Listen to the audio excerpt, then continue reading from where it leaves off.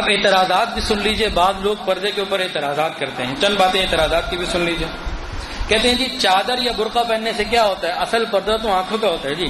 آنکھوں میں حیا ہونی چاہیے, آنکھوں کا پردہ ہوتا ہے جی.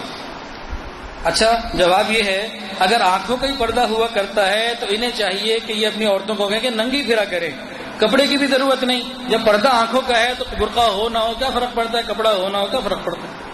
لیکن یہ باتیں تب آتی ہیں جب دلوں کے اوپر غفلت کے پردے پڑ جاتے ہیں.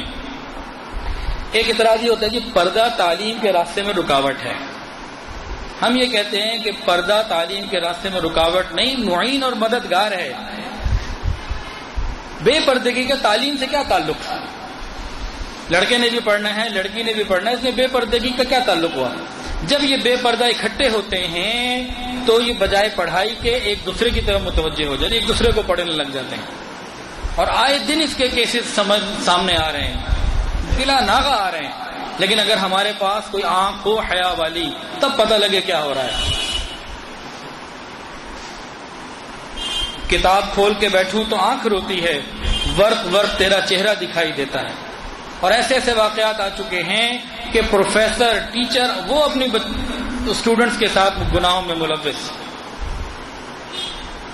اور کو ایجوکیشن میں میوزیکل نائٹس منائی جا رہی ہیں, بون فائر ہو رہے ہیں. یہ سب کیا ہے؟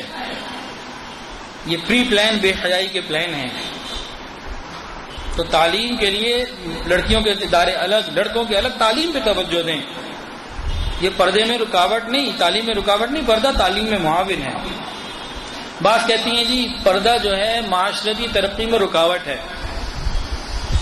تو اس میں تو کئی باتیں سمجھنے والی. ہم ترقی کسے سمجھتے ہیں؟ کیا عورت کا گھر سے بن سنور کر نکلنا, دفتروں میں بازاروں میں پہنچ جانا, یہ ترقی ہے؟ یہ ترقی ہم نبی علیہ السلام سے پوچھیں وہ کیا ہوتی ہے؟ حضرت مولانا اشرف علی تھانوی رحمۃ اللہ کسی نے پوچھا کہ حضرت وہ پردہ جو ہے نا ترقی میں رکاوٹ ہے. انہوں نے کہا اچھا کیا ساری بے پردہ قومیں ترقی کر چکی ہیں؟ تو چپ ہو گئے. اور آج بھی اگر اس سوال کو ہم دیکھیں تو ترقی یافتہ ممالک تو فنگر ٹپس پہ آ جاتے ہیں, لیکن جو بے پردہ ممالک ہیں وہ تو بہت زیادہ. تو کیا سارے بے پردہ ممالک ترقی کر چکے ہیں جو ہمیں ہی بے پردہ ہو کے ترقی کرنی رہ گئی ہے؟ وہ ترقی کے اسباب کچھ اور ہیں. اچھا ایک سوال آپ بتائیے, آج سوال آپ لوگوں سے زیادہ پوچھ لیے, کوئی بات نہیں. صحابہ کرام اور تابعین کرام کے زمانے میں ہماری عورتیں جو امت کی تھیں بے پردہ تھیں یا با پردہ تھیں؟ بتائیں. سب پردے والی تھی نا. ان کے زمانے میں جو ترقی مسلمانوں کو ملی کہ آج ہمارے پاس ہے, اس کا عشر اشیر بھی نہیں. آج تو ذلت و خواری مقدر بنی ہوئی ہے ایمان والوں کا, مسلمانوں کا, امت کا, من حیث الامہ. اس وقت کی عزتیں آج ہم سوچ بھی نہیں سکتے. تو وہ تو سب پردہ دار تھیں. اگر پردہ ترقی میں رکاوٹ تھا تو ان کی ترقی میں کیوں نہیں بنا؟ تو معلوم ہوا پردہ نہیں, ہمیں نبی علیہ السلام کی نظر سے دیکھنے کی ضرورت ہے. ترقی کو اہل مغرب کے معیار پر نہیں دیکھنا. جب بات کہہ دیتے ہیں جی پردہ تو قید ہے, پردہ تو ایک قید ہے, بچہ آپ نے عورت کو قید کر دیا. تو بھائی قید اور پردے میں بنیادی فرق ہے.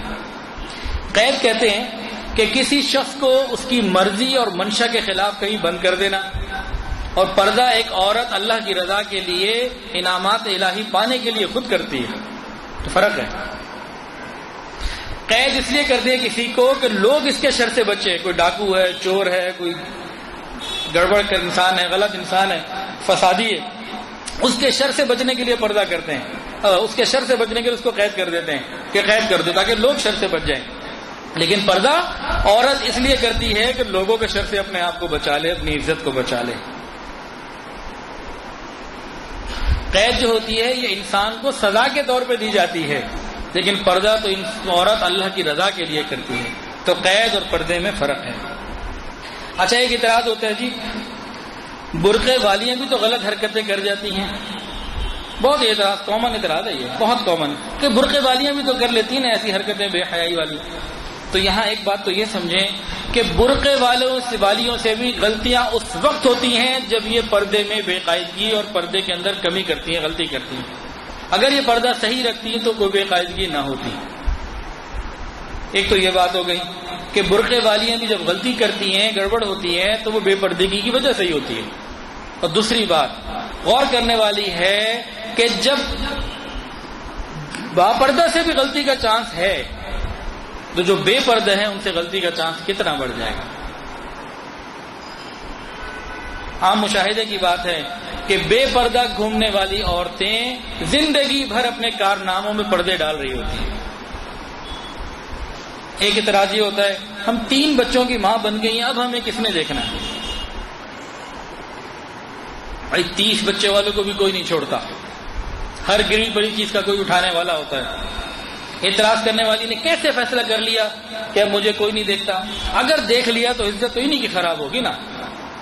اور اگلی بات جو الزامی جواب ہے کہ اگر 3 بچوں کے بعد تم خاوند کے قابل ہو اور خاوند کی توجہ کے لائق ہو اور اس کی ضرورت پوری کر سکتی ہو تو نامحرم کی ضرورت پوری ہونے میں کیا رکاوٹ ہے؟ اور ایک اعتراض یہ ہوتا ہے کہ پردہ کر لینا تو غیر مرد زیادہ شوقیہ نظروں سے دیکھتے ہیں۔ یہ کہتی ہیں کہ پردہ کرنے سے غیر مرد زیادہ شوقیہ نظروں سے دیکھتے ہیں۔ تو یہاں بھی پھر وہی سمجھنے والی بات کہ انسان خود سوچے، اگر پردے والیوں کو غیر مرد اتنی شوقیہ نظروں سے دیکھتے ہیں تو پھر بے پردہ پھرنے والی لڑکیوں کو کیسے حوثناک نظروں سے دیکھتے ہوں گے۔